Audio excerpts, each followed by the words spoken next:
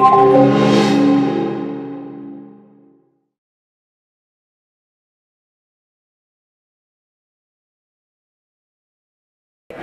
for our MAP project, my team worked with Apt Associates on assessing and evaluating the success or current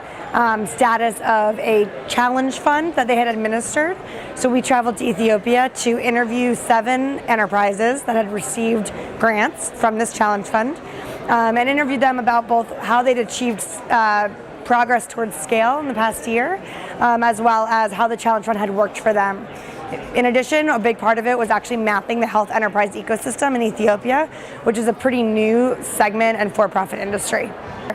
So our team was able to be dispatched on the ground and have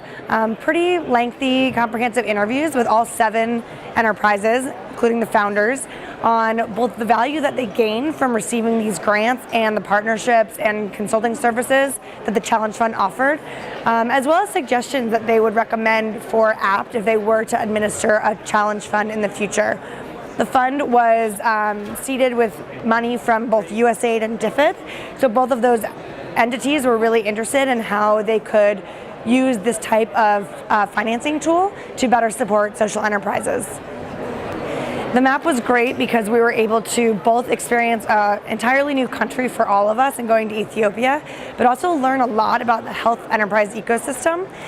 of this country and its very unique challenges. So I think I speak for our full team when I say that we learned an immense deal about how difficult and challenging it is to really start and spearhead a new industry in a country that had never used industry for this type of purpose.